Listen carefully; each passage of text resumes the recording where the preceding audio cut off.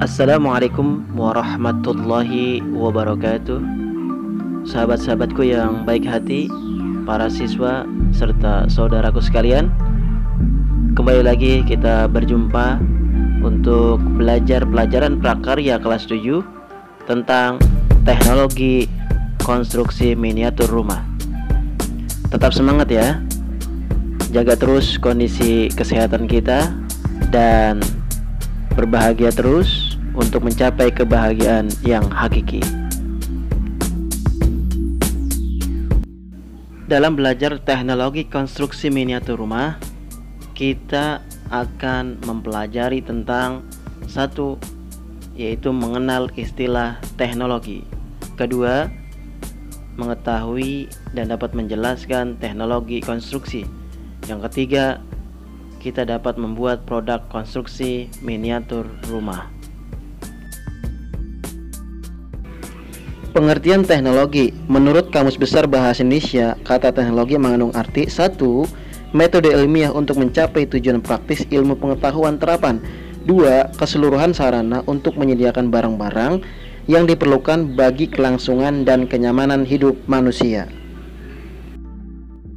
Jadi, teknologi merupakan ilmu pengetahuan terapan untuk mewujudkan kenyamanan dan kemudahan hidup manusia. Berdasarkan kegunaannya, jenis-jenis teknologi adalah: 1. Teknologi peralatan rumah tangga, yaitu teknologi yang digunakan untuk membantu kegiatan rumah tangga. Contohnya yaitu lampu, mesin cuci, jam dinding, kompor, dan lain-lain. Yang kedua, teknologi produksi merupakan teknologi yang digunakan untuk memproduksi atau menghasilkan suatu barang. Sebagai contoh, misalnya traktor, mesin pemintal benang, penggiling padi, pemotong kayu, gitu kan. Yang ketiga adalah teknologi transportasi yang digunakan untuk berpindah tempat. Contoh, misalnya sepeda motor, kereta api, mobil, Kemudian teknologi komunikasi, yaitu teknologi yang digunakan untuk saling bertukar informasi atau pesan. Sebagai contoh, radio, televisi, telepon, internet. Dan kemudian yang terakhir adalah teknologi konstruksi. Apa itu? Yaitu teknologi yang digunakan untuk membangun sarana maupun prasarana. Hasil akhir teknologi ini biasanya berupa rumah, jembatan, jalan, rel kereta api. Perkembangan teknologi konstruksi. Pada awalnya, manusia hanya memanfaatkan apa yang ada di alam sebagai tempat tinggal, jalan, jembatan, serta sarana dan prasarana untuk memenuhi kebutuhan hidup sehari-hari. Contohnya, pada zaman dahulu manusia menggunakan gua sebagai tempat tinggal. Nah, seiring dengan perkembangan ilmu pengetahuan, manusia mulai memanfaatkan apa yang ada di alam seperti bambu, batu, tanah, kayu. Kemudian, setelah zaman manusia menggunakan gua sebagai tempat tinggal, perkembangannya semakin pesat. Akhirnya manusia menggunakan bilik bambu sebagai tempat tinggalnya. Namun kini telah banyak alat-alat pertukaran berteknologi canggih, sehingga dapat mempermudah dan mempercepat pekerjaan konstruksi.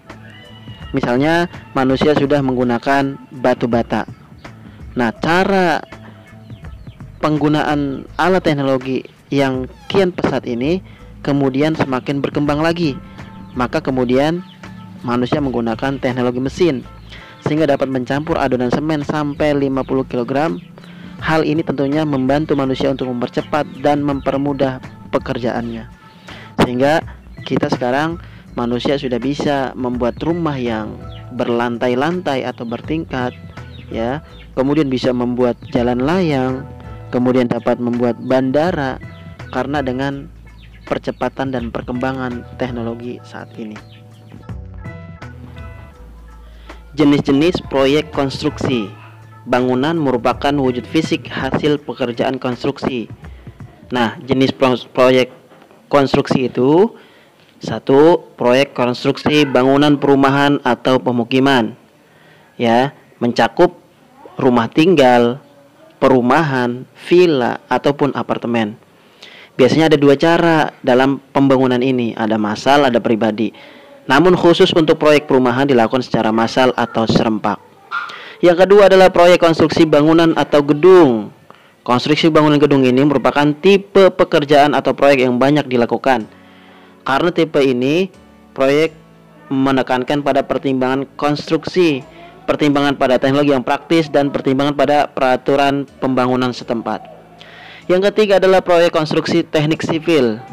Pada proyek konstruksi teknik sipil, pemilik proyek atau owner biasanya pemerintah, baik pemerintah pusat atau pemerintah daerah.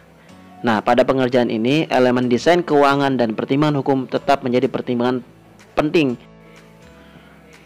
Proyek konstruksi teknik sipil ini biasanya lebih bersifat tidak mengambil keuntungan yang banyak atau non-profit dan mengutamakan pelayanan masyarakat. Sebagai contoh, misalnya pembangkit listrik, jalan raya, kereta api, bendungan, ya, dan proyek pertambangan. Kemudian yang keempat adalah proyek konstruksi bangunan industri atau industrial construction. Proyek konstruksi bangunan industri membutuhkan keahlian khusus di bidang perencanaannya, terutama menyangkut desain dan konstruksi. Proyek ini merupakan bagian yang relatif kecil dari industri konstruksi, tetapi merupakan komponen yang penting dalam pengembangan bangunan industri. Ya, pemilik proyek ini biasanya perusahaan atau industri besar seperti perusahaan minyak, perusahaan farmasi, perusahaan kimia. Fungsi teknologi konstruksi. Teknologi konstruksi memiliki fungsi yang sesuai dengan peruntukannya. Salah satu bentuk hasil akhir konstruksi yaitu tempat tinggal. Nah, fungsinya tempat tinggal itu untuk berlindung manusia dari segala cuaca. Kemudian, kalau teknologi konstruksi berfungsi untuk mendukung pekerjaan dan aktivitas manusia seperti kantor, gedung, toko, lapangan. Membuat produk konstruksi miniatur rumah. Dalam membuat sebuah produk konstruksi miniatur rumah, ada beberapa hal yang perlu diperhatikan. Yang pertama adalah mengenal bagian-bagian dasar rumah. Ya.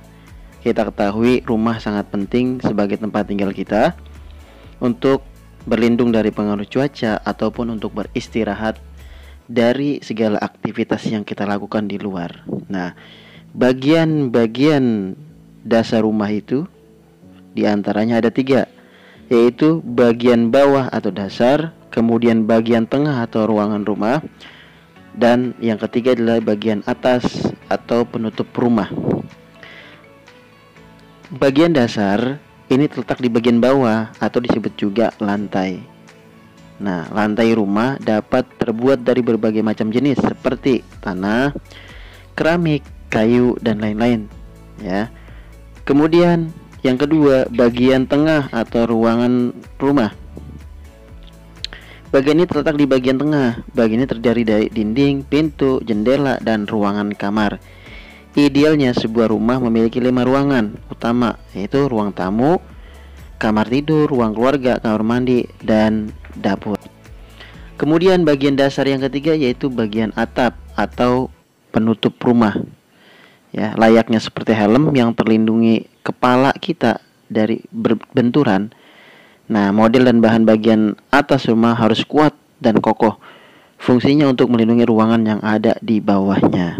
Bagian atas sebuah rumah biasanya terdiri dari atap, ring balok, plafon, konsol, selasar, dan pergola.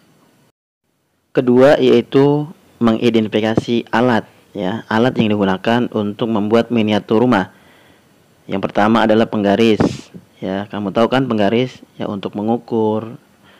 Kemudian gunting, ya, untuk memotong, cutter, kemudian kuas, ya, untuk mengecat. Lalu yang ketiga adalah kita mengidentifikasi bahan yang digunakan.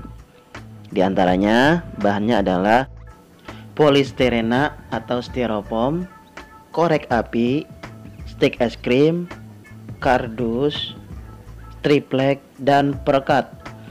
Perekat yang digunakan biasanya power glue, double tape, dan selotip untuk mempersatukan potongan bahan-bahan rancangan karya seni. Teknik pembuatan miniatur rumah ada dua, yaitu sambungan tetap atau permanen join. Yang kedua adalah sambungan tidak tetap atau semi permanen. Sambungan tetap merupakan sambungan yang bersifat tetap, sehingga tidak dapat dilepas selamanya kecuali dengan merusaknya terlebih dahulu. Contohnya sambungan dengan paku keling, sambungan las. Sambungan tidak tetap yaitu bisa dibongkar pasang selagi masih dalam kondisi normal. Contohnya mur, baut, mulir, dan sambungan pasak. Membuat rancangan konstruksi miniatur rumah. Ya, langkah-langkahnya adalah pertama, rancangan bentuk atau sketsa. Sketsa itu adalah sebuah gambaran bagaimana bentuk rumah yang akan dibuat. Nah, apa yang harus kita lakukan? Ya, konsepnya yaitu satu, apa konsep rumah yang akan kamu buat, bagaimana bentuk rumah tersebut, berapa jumlah lantainya, bagaimana bentuk atapnya, bagaimana bentuk jendela, pintu, lantai, ya, seperti itu. Kemudian berapa ruangan yang akan ada di dalamnya, apakah warna yang akan kamu gunakan, terus apa saja hal-hal yang dapat memperindah rumahmu. Nah, jawaban-jawaban itu akan membentuk sebuah konsep, ya, sketsa. Yang kedua adalah rancangan proses pembuatan. Selain rancangan yang berupa sketsa, rancangan proses pembuatan pun perlu dibuat agar kegiatan produksi miniatur rumah yang kita lakukan menjadi terarah. Rancangan ini meliputi rancangan alat dan bahan yang digunakan serta langkah kerja pembuatannya sesuai dengan gambar sketsa yang telah dibuat sebelumnya. Membuat konstruksi miniatur rumah. Adapun langkah-langkahnya adalah pertama, menyiapkan alat dan bahan yang dibutuhkan, ya. Ya, sebelumnya sudah kita bahas. Yang kedua, membuat miniatur rumah berdasarkan rancangan. Ya, dibuat rancangan terlebih dahulu, konsepnya seperti apa. Nah, rancangan ini yaitu kita harus membuat alas maket, ya, alas untuk pembuatan di mana kita membangun rumah di atasnya. Kemudian lantai, dinding, atap, pewarnaan, ya. Dan kemudian adalah pemasangannya seperti apa. Lalu tahap terakhir adalah melakukan penyelesaian akhir atau finishing. Ya, diperlukan untuk memencatik miniatur rumah. Nah, kegiatan finishing ini dapat dilakukan dengan menambah warna, hiasan, ya, halaman, atau menambah hal lain yang dapat membuat miniatur rumah menjadi semakin bagus. Di samping itu pula perlu diperhatikan adalah keamanan, keselamatan diri saat bekerja, keselamatan benda yang digunakan saat bekerja, keselamatan lingkungan, dan jangan lupa keselamatan orang lain. Ya, gunakan sarung tangan untuk mencegah dan melindungi tangan kalian dari benda tajam ataupun lem. Nah, sekarang kita praktik membuat konstruksi miniatur rumah. Berikut ini adalah alat dan bahannya, ya.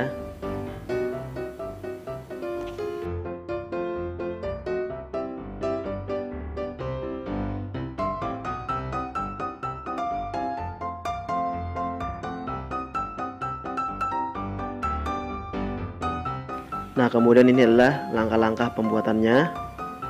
Desain rumah terlebih dahulu, kemudian buat sketsanya. Potong-potong styrofoam, lalu tempelkan satu per satu. Lalu warnai styrofoam.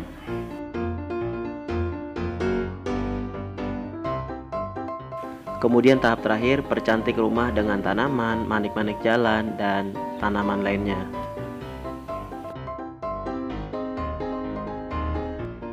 Demikianlah video pembelajaran ini, semoga bermanfaat buat kita semua. Tetap semangat. Wassalamualaikum warahmatullahi wabarakatuh.